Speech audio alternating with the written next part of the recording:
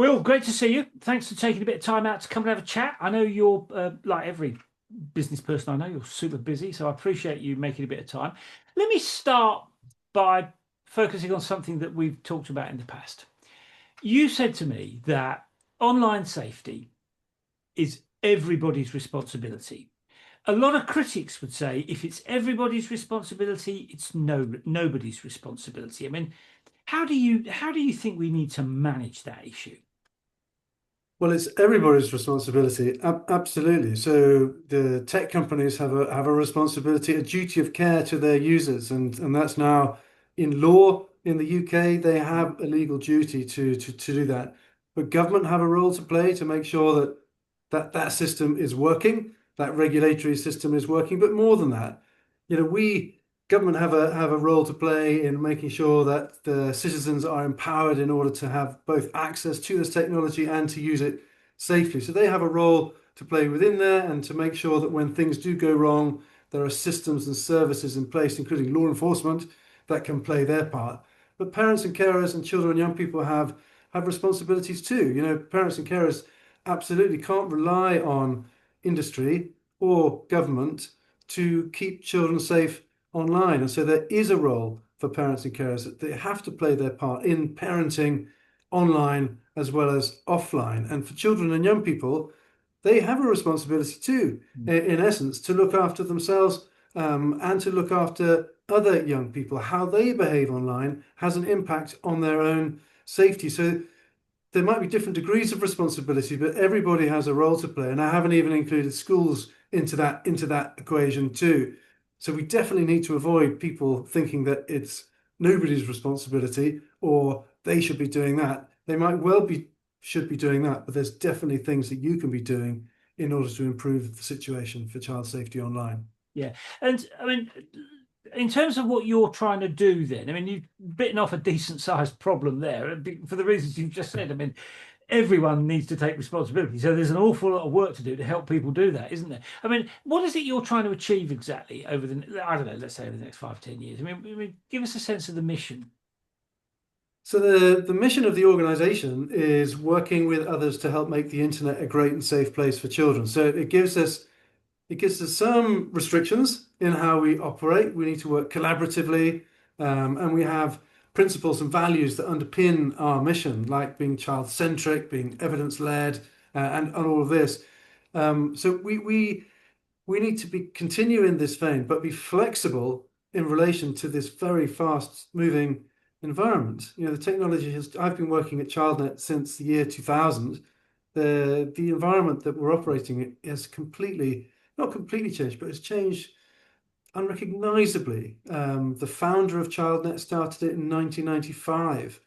And, he had incredible vision to see that it was really important for there to be that voice at the table to say, what about children when you're talking about developments in this technology.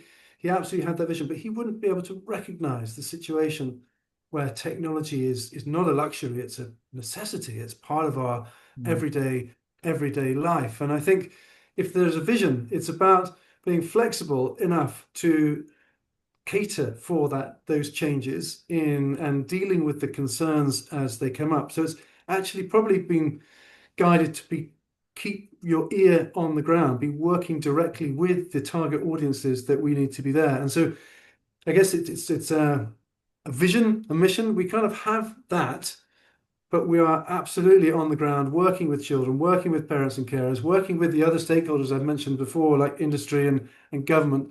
And we need to be making sure that we're having the best input possible and absolutely reflecting the concerns of children and parents and carers within that. And I mean, because there's such a lot of stuff there, I mean, just talk me through how you balance that, because some of those interests are competing, aren't they? I mean, how do you balance those? I mean, that you're kind of working with a multiple stakeholders. I mean, how do you balance those competing interests? So we use the principles and values and the mission as a kind of a guidance point, and we have kind of practical policies. I mean, the way we're a charity and we work in this space, and we try and get funding from different places to do the work that we do, and sometimes that might come, if we're lucky, from government. or it used to come from the EU or from Mm. charitable trusts, or we might generate some income by ourselves, but sometimes that funding has to come from industry. And if you asked a member of the public, who do you think should pay for online safety in the UK? They probably wouldn't think um, they have that responsibility to pay for that. That's not even necessarily a taxpayer's job to pay for that. They'll probably look to the tech companies as the people who should really be supporting, particularly when you get all the headlines about the incredible wealth of the companies involved in this space. So I think if there's something that we need to balance, it's about how do we receive money from tech companies to do good in raising education and awareness within this space while maintaining our independence of voice and independence of action. And I think there's the ways in which we manage and navigate that. And obviously, transparency is important to that. And sometimes we need to be quite proud of the fact that we're a small NGO based in London, and we've attracted funding from Meta and Google and Snap. The big players in this space have confidence in the work that we do to make a difference in doing this. So there is that positive angle, but at the same time, we have to make really clear to our audiences that what we're saying is not what we've been told to say. We are an independent organization saying what we know, what we've learned from our interactions with children and young people. Yeah.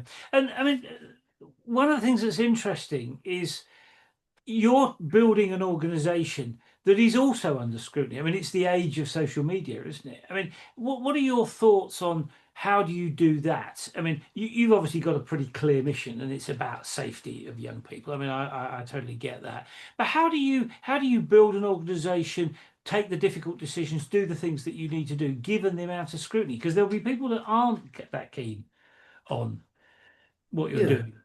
I think it's really important for us to be able to explain the decisions that we Mm. that we make, and and that's true for anything, isn't it? I mean, that's true when we're working externally, but it's also true when we're working internally within an organization.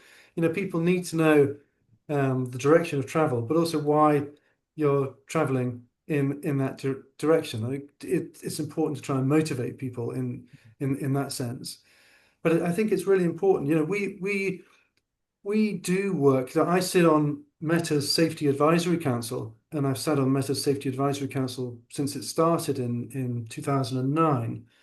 And that does mean that you can be, it's quite easy for somebody with a big stick to look at you and say, well, you're too close to Meta, and it's there, and it's easy for people to make that accusation.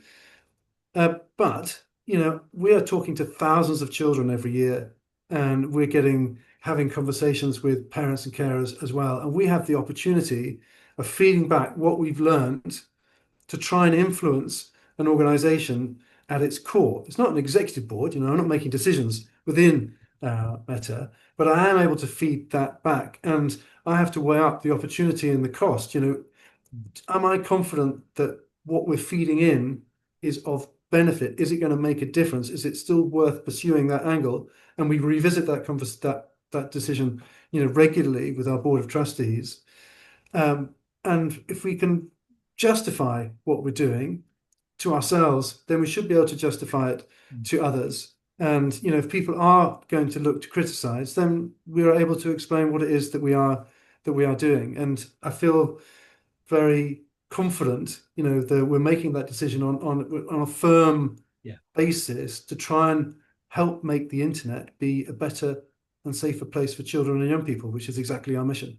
Yeah, and I mean it's very topical at the moment. I mean, one of the things that's just happened in the last couple of days is, I mean, there's a couple of people who have launched a challenge to the social media rules, stopping young people using, or under people that are less than 16 in Australia using social media, isn't it? I mean, there's been a pushback against that. I mean, you mentioned the direction of travel. I mean, what's the direction of travel as you see it here and in the EU? I mean, is that what you guys are after? Is to ban young people using social media? I mean, give us a sense of where you're going and why. Yeah, I mean, I think everybody's looking at Australia Yeah. and saying, well, how is this going to play out? I'm not a ban fan, if that's an expression, which it should be. I'm absolutely in favor um, of finding a safe way for children to engage with technology. Children engaging with technology from an incredibly young age. Yeah. Touch screen has made access to tech happen before literacy. Even less than 2 years old, young people can pick up a device and get to what they want and interact and engage with it. So there's been a big shift. And what I don't want to do is to make a decision without being really confident that the benefit of that decision is going to lead to the outcomes that we want, which is a safer experience for children and young people online. And I don't want to punish young people through our concerns for their safety. And I want to really reflect what young people have to say about this as a topic. And young people are there are opinions about this. It's not completely all young people say we need to have access to technology always.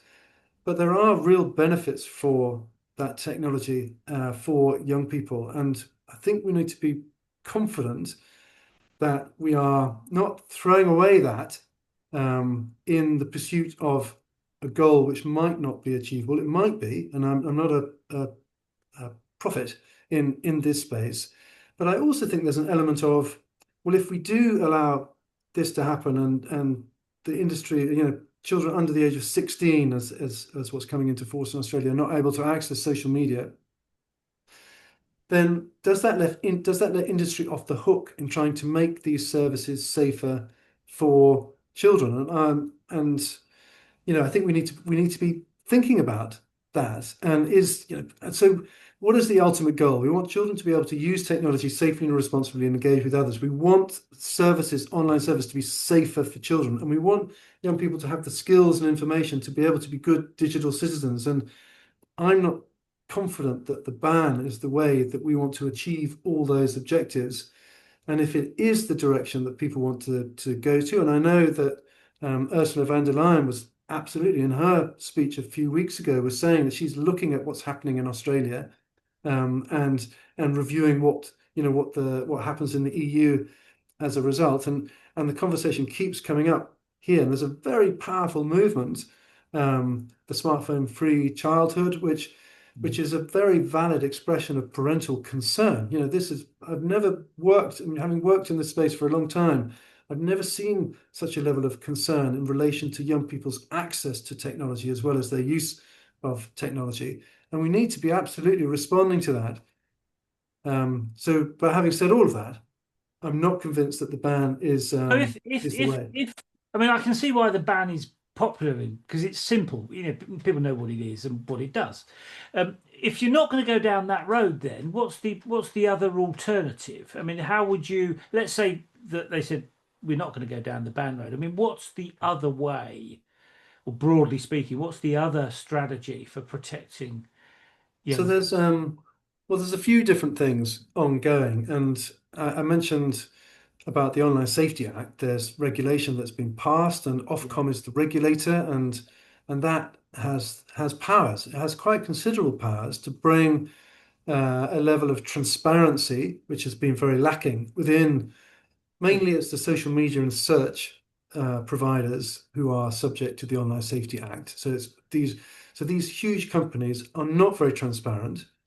And the accusation in the self-regulatory period is that they've been marking their own homework, yeah, if you like, in relation to how they're keeping their users safe. They are investing a lot of money, these companies, in safety. That is absolutely truthful, undeniable. But is it leading to the outcomes that we need to happen? And we keep hearing stories and knowing that young people are coming across content which is inappropriate for their age. So it's absolutely appropriate for Ofcom, an independent regulator, to be scrutinizing what industry are doing and making sure it's not systemically failing yeah. in its duties towards protecting their users. So that is a big step forward from where we were. So I think that's there. The act was passed in 2023. Ofcom has been set up and it's been very, very busy, but the change is taking time. Are we able to say conclusively what difference the act has made? it's hard to say. I think you can see that industry have responded to the threat of regulation and regulation coming. Absolutely, there have been changes that you can see that the tech companies have done, but let's see how Ofcom operates within that space. So that's one side of it. The educational side is necessary whether you have a ban or whether you don't have a ban. We need to be making sure that young people know how to use this technology and they feel confident to look after themselves and look after others. If they've got a problem, to be able to come forward and talk about it. I think there is the concern around what a ban might do in terms of driving young people to parts of the internet which are less Mm, safe or feel more reluctant to come forward and talk about something they're worried about because maybe they shouldn't have been using that service in the first place. And I think there's sort of lots of other dynamics you can see. And you absolutely hit the nail on the head when you said a ban sounds like it's a simple solution, but mm, there isn't a simple solution no, to this as a problem. I don't think anybody believes that that's going to solve the problem in isolation, even those people who are pro-ban. mm. And in terms of your role, but negotiating with government, negotiating with big tech firms, dealing with parents, dealing with young people. I mean, how do you, in terms of how you develop policy, how do you develop a view about the way forward? I mean, how do you bring those things together? I mean, what is it that, it seems to me because, government could say this, oh, a ban's nearly simple. Young people might say, well, actually, I don't want to have my access to the internet constrained. I mean, how do you manage those things? I think the way in which we work is we absolutely are working to listen to what young people have to say on this as a topic and not just on this issue, but a whole wide range of different issues affecting children and young people. So we organise Safer Internet Day, which happens in February, and next year we're going to be focusing on AI, and we are absolutely making sure that young people's voice is really heard and understood in relation to their experience of this technology. We had a young person act as a keynote speaker at an event we held a few years ago, and he was 14 years old, and he said in front of an audience of I don't know about 100 adults, policymakers from government and charities and tech companies, he said that every generation's experience of youth is different, Mm, and ours is framed by social media.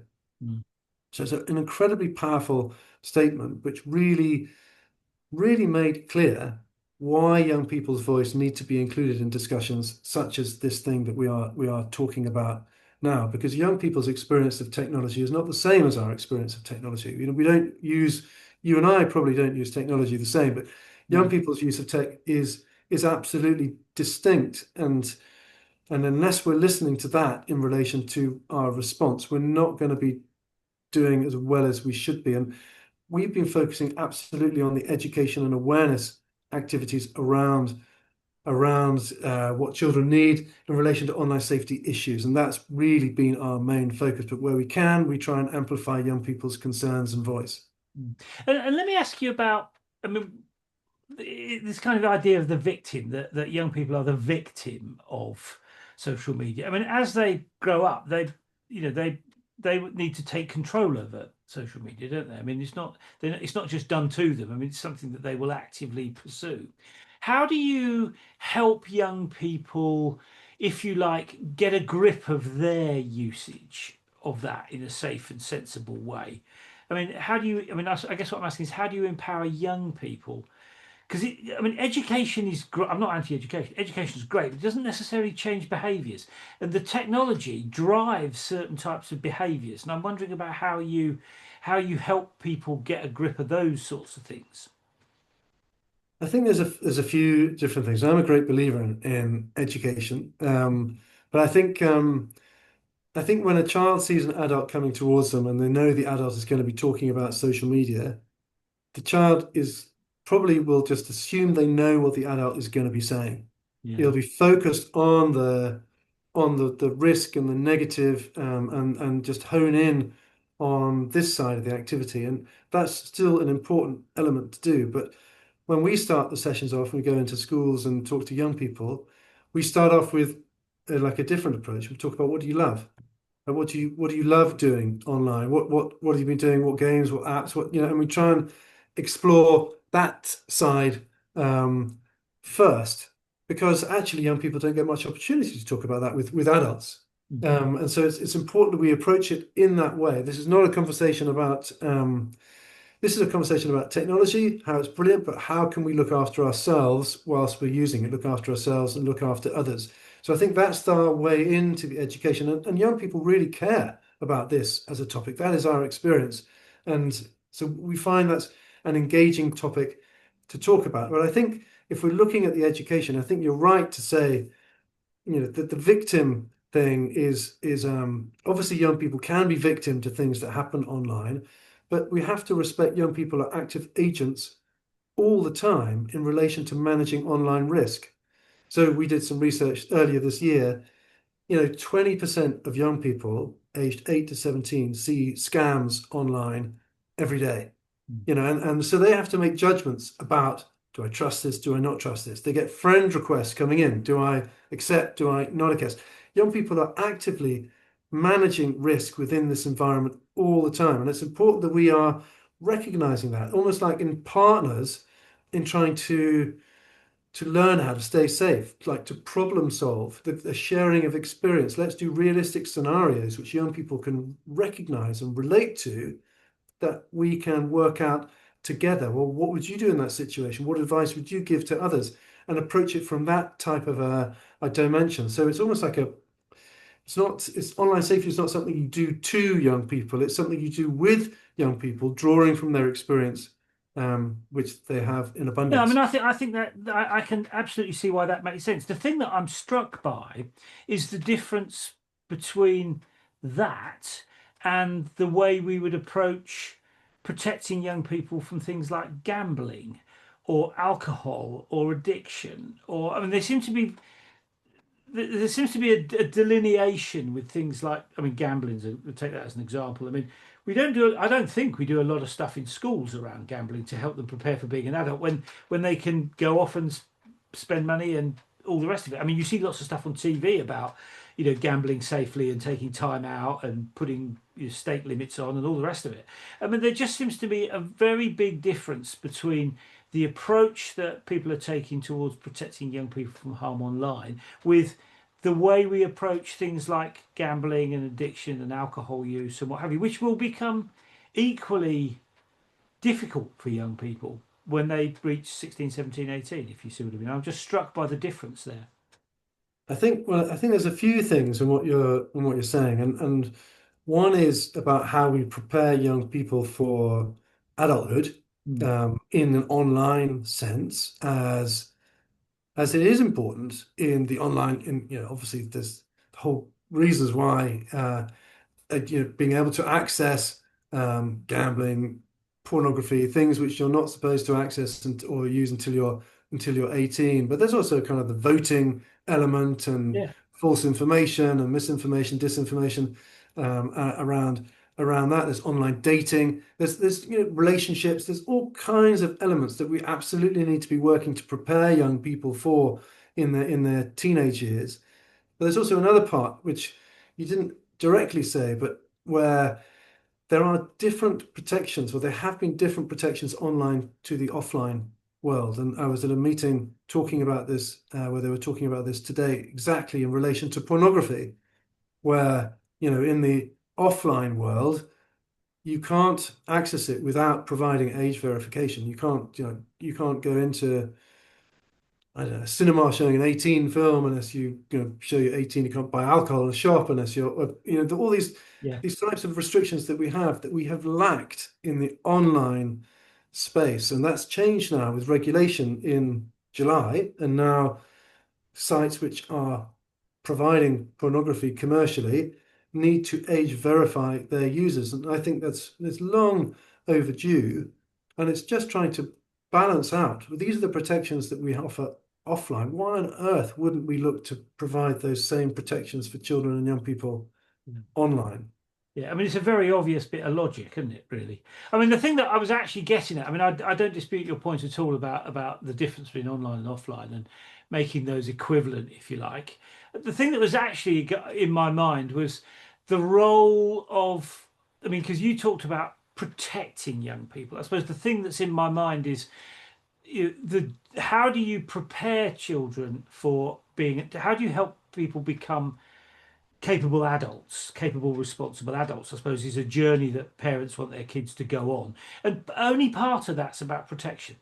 Part of it's also about no, young people knowing what they can do, can't do, should do, shouldn't do, and why. I suppose it was that journey, I suppose, Yeah. that I was interested in because it seems to be approached in such a range of different ways. I mean, maybe that's a good thing. Maybe that's a good thing.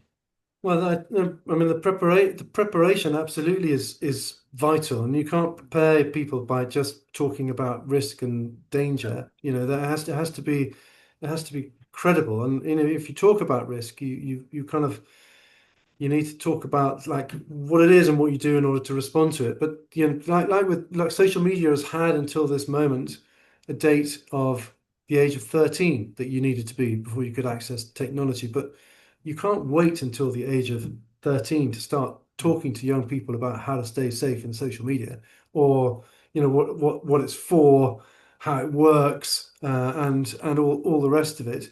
We need to be preparing young people for that moment, like you were talking with adulthood, for that moment when things change. And so that is about skills development. It's about trying to understand the environment that you're going to be in. It's really important to develop like media literacy as like an age-old term, but social media literacy. So you get a sense of, okay, I understand why I'm seeing this information that I'm seeing, or I understand why I'm finding it hard to get off this Mm. platform because it is so sticky. You know, they're always sending me, showing me stuff that I'm interested in or nearly interested in or whatever. So I think there is a development of skills and a wider understanding of the environment that is essential in order to try and give people to help them stay safe. But there's fundamentals underpinning that, Yeah. absolutely. I mean, it's interesting your point about those things being sticky. I mean, I was in London the other day, and just about everybody on I was on the underground, and just about everybody on the platform was a lot younger than me. And what struck me, because I don't go into London very, what struck me is that everyone was glued to their phones. You know, sort of scrolling away, and so there's this sort of sense that it's a bit addictive, and you know the kind of dopamine stuff people get a lot out of it, and I suppose that whole thing is it's partly about education but it's partly about something else, was I suppose, was the thing that was going through my mind. And it's the something else that's the difficult bit. I mean, you can educate people fairly, it's not I difficult to think educate people about the risks, is it? It's difficult to change the behaviors, I suppose, was the thing that was. yeah, but I mean, as you were talking, I was wondering about what are the implications in terms of posture, because we all do Yeah. slouch down, don't we, when we look at these devices. I'm not quite sure if a newspaper was the same in No. relation to that. Maybe it was. You know, people holding it up like this in a very spy-like fashion. But I think one of the things it is these devices are sticky, and if we understand why they're sticky, and not just the devices are sticky, the applications are sticky. They're designed in a way to capture our attention. And I say our because it's not just children. You know, we did this great video of children in year six. So they're like 9, 10, 11, around that age group. And they were talking about screen time. Right. And one of the questions was, would you like more screen time or less screen time? And, you know, the very wise responses from this group of children. Some were saying, yes, I'd love more time. And some were saying, well, do you know what? I think maybe I've got enough time and it's important for me to do other things. And the very sensible answers coming out. But then we said, would you like your parents to have more screen time or less screen time? And 100% of the kids in the focus group said, oh, my parents, they really need parental controls. You know, they are on their devices Yeah. all the time. You know, they say they're doing email, but I know they're not. And there is that sense of, look, this is not, it's quite easy to kind of look at children and say you shouldn't be doing that. But I think we do need to look collectively at all of what we're doing. And But obviously I as mean, what you're adults, we saying need is to role model. I was about to say there's a role modeling issue there, isn't it? I mean, that's what you're saying. I got to say, good luck with that job because I think you've got a really complicated project on your hands there. Let's just step back from the particular issues that we've been talking about. In terms of your organization, right? I mean, you've been there quite a long time, you've built it up, you're doing lots of interesting stuff. How do you, as the CEO or the head of the organization, how do you work out, if you like, what you do and what you don't do? I mean, that's one of the issues, isn't it? You've got very limited resources. So how do you, and that's the classic strategy question. How do you work out what you prioritize and what you deprioritize? I mean, what's your take on that piece? Yeah, I mean, I think the resources question is an important one. Like, what is it you can do? Obviously, you can package up like what is it we want to try and get funding for, and like devise a what's like a menu, if you like, that we can proactively go and seek support for. But there is inevitably an element of responsiveness Mm, within this space. Issues arise very quickly, and what is it that we can do to quickly respond to that? And we have to sometimes, as you're saying, like what do we do or what do we not do? And I think we always just have to think about, well, where can we add value within this space? What is it that we can do which is going to meaningfully make a difference? So these are all the kind of things which are rattling around. The principles that we have to, we're an organization, we focus on children and also those that support children, but that's where we go. And so there are some things which might seem like they're really important, but they fall outside of our remit. We know like young adults, some of the issues that we're talking about with children are absolutely affecting young adults too. And there may be a way in which we can share the learning that we've got with children to those who are working mm. in that space. But we have to know our limits as well and where we really need to keep our focus. And in terms of how you build your organization, to be successful, you need people to help you. You need staff, volunteers, collaborators. I mean, what's your approach to getting the right people on the bus with you?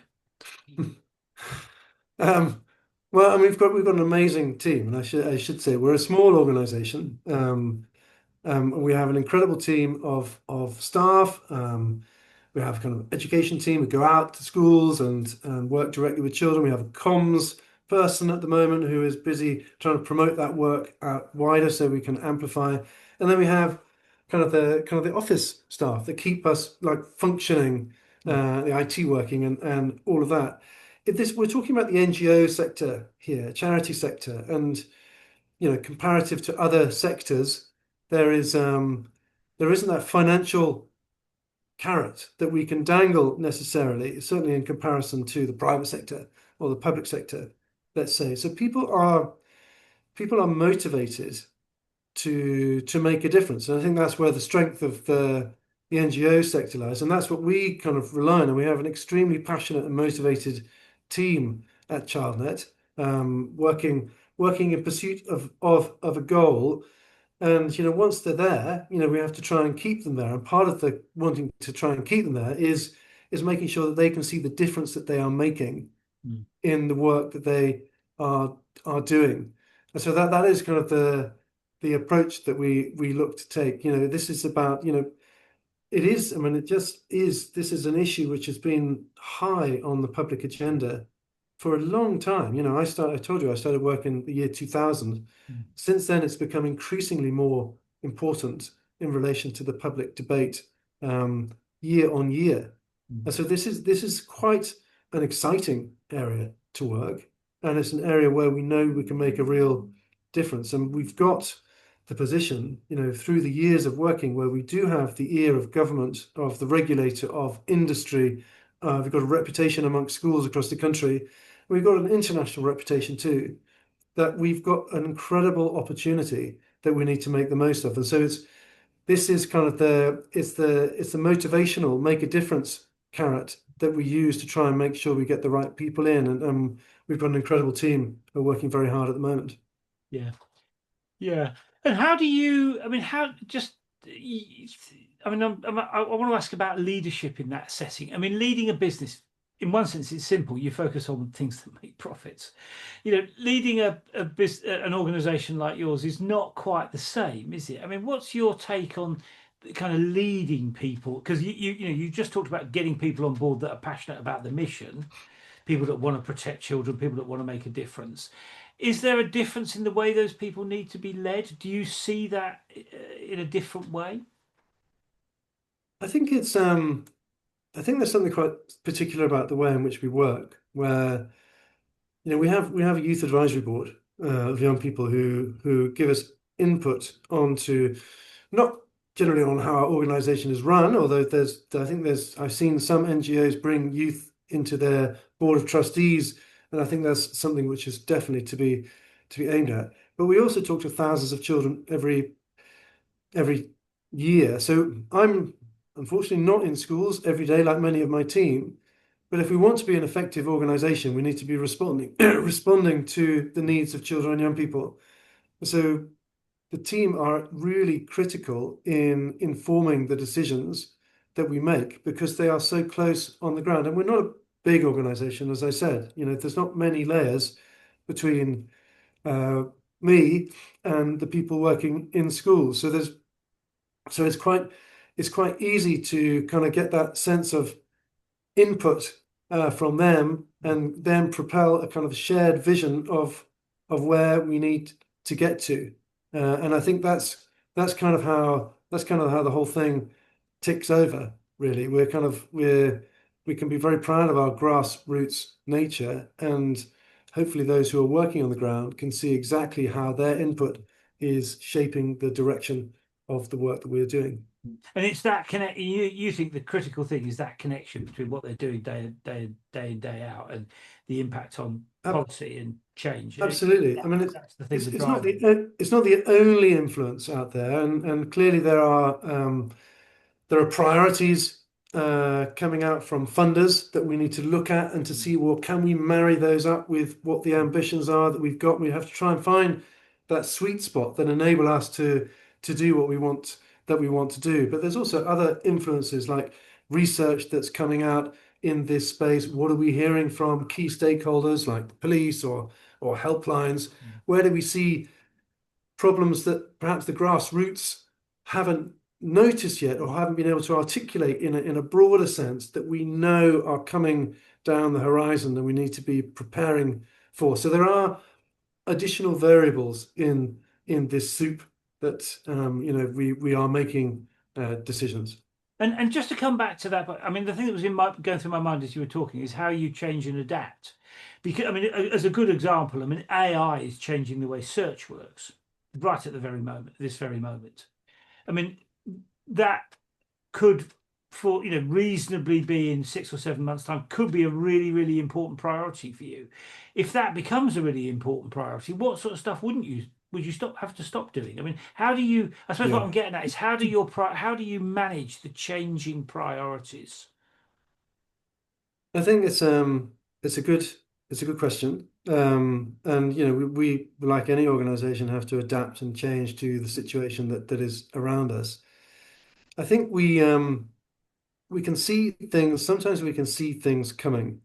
And so I'll give a kind of specific example. We did some research about 8 years ago looking at online sexual harassment. The young people we were talking to were talking about online bullying that Yeah. had a kind of sexual nature to it. And so it would be pictures posted and comments would be attracted talking about, well, I don't know, sexual behavior, sexual orientation, this kind of sexualized bullying that was happening online. So we managed in those days, we could get EU funding, we got EU funding, and we did a project and we looked at it and we found that in amongst all the different types of behaviors that were happening peer on peer, one behavior was young people seeing other young people sexualize images, make images of their peers appear sexual. And we know what AI can do now. This was 8 years ago. Yeah. So we can see coming down the track that this is an issue that if it's not now, it will be soon. And we are starting to see stories coming out there was a big focus in South Korea and in Spain, where there were stories about exactly that, peers nudifying images of their peers and putting it out there. And so we saw that was coming, and we needed to try and find funding, and we managed to find funding to be then provide an educational response to that issue, which we know sadly is going to grow. And so we were able to kind of build that in. Because quite often when you want to talk to raise money for something, you have to show a clear existing Yeah. risk that you need to deal with. Here we were saying, we think this is going to happen and we need to get ahead. You can talk about AI regulation, but we need to have an educational response to make sure that young people understand, what is good use and misuse of this technology at this early stage. We can be quite flexible in the way we operate just because we are looking to equip young people with the skills they need. And we have to be able to bring in like the new issues as they arise, like AI. AI, as I said, is going to be the focus of Safer Internet Day next year. So we're able to kind of bring that in. We don't necessarily drop things. Online bullying is still a thing, even though it might not be dressed up in, AI can have an impact in online bullying. And so we still need to be addressing those and keeping that current. But at the same time, we need to respond to the new. And I think there inevitably will be a bit stretched in this space. I mean, the other thing that strikes me about it is it changes so quickly. I mean, I mean, I think one of the things that AI is doing is kind of accelerating the rate of change, not just in your area, but across lots of different industries. I mean, because it does something humans can't do. I mean, it manages oceans of data in a way that humans can't. So it does something we can't do, and that will profoundly change Yeah. lots and lots of things. I mean, I think that's becoming fairly obvious now. So I mean, it's kind of a bit of a never-ending journey, I would have thought. What is it about that mission that kind of, I mean, gets you out of bed every day, motivates you to, to kind of ride that roller coaster, to keep kind of plugging away at. I mean, it strikes me as a tidal wave of stuff that's coming your way. I mean, how do you keep motivated? How do you keep your people motivated around that? I think there's a few different things I can think of here, but Mm. on the AI point, I think this is very relevant. I think all of us feel like we're in the middle of a revolution Yeah. that we just don't know where it's gonna end up. And I think what motivates me is the fact that I know that we can make a difference in this space. I know the team does make a difference on a daily basis within this space, working directly with our audience, and we need to be making sure that youth voice is a part of what we do, but Mm. also a part of what everybody else does. And the speed of change is such. I remember many years ago chairing a panel, and I had um, teenagers on the panel. One of whom was 18, and he was talking about when he was 11, thinking all the way back 7 years to when he was 11, he was using Facebook and this and that. He said, but when my younger brother was 11, he was using completely different things to what I was doing. Mm. And so his next sentence, his brother's 3 years younger than him, he says, so children of that generation, he says, and so he was already disassociating himself from within his own generation. So that's to really illustrate that speed of change. Mm.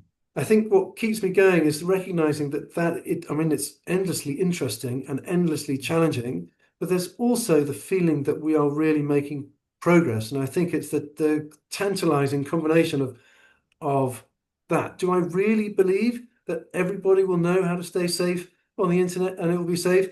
I'm not quite that confident, but I do know that we can make a big difference within that space. And whether that's our own work directly or supporting the work of others, that either way works for me. I mean, I suppose in one sense, the fact that there's a debate about having the ban or not having the ban, the fact that that debate is there is evidence of progress, isn't it? I mean, because that wasn't around a few years ago. That shows that people, the policymakers and the tech companies are beginning to think about this, which seems to me to be I mean, whether or not you agree with the ban or not, I mean, it seems to me that it's a good thing that people I are think concerned about it and considering it and thinking about it and I think trying to work people out the best way forward. people thinking about it is definitely Mm. uh, progress. And, absolutely, I think it's a real valid expression of concern. And I'm not going to say that the people who want a ban are wrong. They've got good reasons why they are thinking this is a good solution within this space. And, I cannot discount all of the reasons they might put forward for wanting that. So I think there's progress in some directions, but I also think it's an expression of failure in a way that the Right. technology hasn't become safe over this period of time that such a conversation is necessary. Mm. That's a really important view, actually, an important point. You would think that, that there would be vested interest in the technology, people making it safe, that they would want to do that, irrelevant of whether you're campaigning or not. So it's a very interesting point. Good question as to why not, perhaps. I mean, anyway, let me just ask you about some of the lessons you've learned. I mean, when you look back on the journey that you've been on, um, I mean, what would you say are the big things that you've learned? If you were to go back to the beginning, for example, and start again, is there anything you'd do differently? Oh my goodness me. You are talking about quite a long time ago. I became CEO in 2008. And we've weathered a lot of storms Mm. since then. We had about 75% of our funding was from government, and that tap turned off absolutely with the election. I forget now, 2010, 2011, with austerity. That Yeah. government funding absolutely stopped, and we were fortunate that the EU has been an incredibly important funder in the whole online safety space. And in fact, our organization is called Childnet International. We're a small charity based in South East London, but the internet is international, and the issues Yeah. that we're talking about with They're children global, aren't here are absolutely affecting children across the world who are very often using the same devices and the same platforms that children in the UK are using. So we kind of the EU is important then, and then obviously Brexit happened, and then kind of the next stepping stone, we have a funder we've got funding from Nominet, and we're finding sources from other places, and it's weathering continual storms is that. And I think, would I change anything? I think a lot of it is about part of it's about pushing to fulfill the mission, but part of it is also survival within this space, and sometimes strategy can go out the window, can't it? If you're trying to keep things afloat and still making sure that you're they? working to make a difference. And so we've got our core, and we kind of seem to So, yeah, I mean, wrap around it. so if you were, I mean, okay, let me put the question in a slightly different way. If you were to give some advice to somebody starting your job, I mean, what would the one piece of advice be? Gosh, that's really good because even though I've been doing this job a long time, I still think I feel like I'm new at it in a sense because it's different all the time and I'm learning all Mm, the time. And I haven't got great pearls of wisdom that I say, well, do this and everything will be fine. I think it's important that, within this role, ultimately you have to think about what skills it is that you need. And much of it is around communication, mm, isn't it? Even though I kind of work in the charity sector, a lot of the job is sales, isn't it? I'm selling almost like internally to staff about what it is that we're doing and why it's important and motivating people in that direction, selling to funders about the difference that we can make and how the value from your money will do, and also selling to my managers, the board of trustees, to give them confidence to mm, invest in something or to hire someone or whatever that might be. And so I think it's about developing communication skills and as well as listening skills within this space, in order to try and make it function in the way that it should. yeah, and when you look back on that on the journey, just I mean, have there been? I mean, most entrepreneurs I speak to talk about making mistakes all the time. I mean, when you look back, are there any really daft things that you've done? You think, I really wish I hadn't done that. Have you got any of those experiences? That's a terrible question. A terrible question to have to answer. I mean, so I think that's quite hard to look back and say, what were we thinking there? just because there's in this space there's a real time and a moment for something which really fits the bill Mm, in 2012 that when you look back in 2015 can already see, well, what, that's no good anymore. We're gonna have to park that and go on to something else. So I think there isn't a lot of time in that space. Have we done things which haven't had the impact that we hope? I expect there are. Um, and inevitably, we need to be making sure that more people know about the work that we do. And you mm, can never have enough investment in the comms angle, and that can be quite hard to manage. It's much easier to focus on the doing rather than talking about what you're doing. And I think if there is something that is some area we can still improve, is about how can we better resource that communications job, mm. which is so important for reaching more end users, but also for reaching more potential funders and other stakeholders within that space. Yeah. And in terms of looking forward, I mean, what sort of exciting things? I mean, I know there's this bill that's just been passed and stuff. I mean, what exciting things have you got on the horizon that you're kind of looking forward to over the next year or two? So we've got a few staples that we do every year that I mentioned that we organise Safer Internet Day, which happens in February, and it's a day, but it's much more than a day. It's a campaign where we get thousands of organizations involved.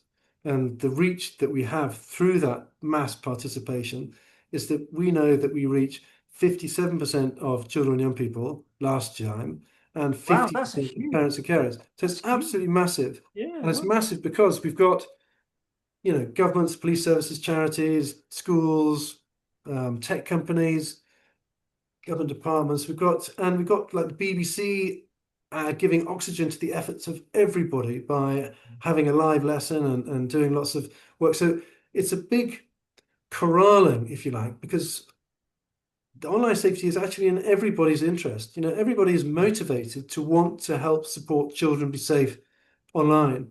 And if we can tap into that, then everybody said, well, I can do something here. I can amplify that on social media, or I can make sure my local school knows about this, or I can do that. And I think it's always a big focus and excitement. It's quite short term in that it's going to be in February, but it's something we do continually year on year, and the focus changes. Last time we did scams because that's what young people wanted to talk about. right. This time we're doing AI because that's what young people wanted to talk about. And I'm really motivated in trying to bring more people into this whole online safety discussion and activity because, as I said, it's relevant to everybody. Safer Internet Day, it's so easy to get involved. This is the kind of the way that we entice more organizations to get active and get involved within this space because our mission is to work with others to help make the internet a great safe place for children. If there's more others that we can work with, then That that's makes it going to make better. a real difference. Yeah, yeah.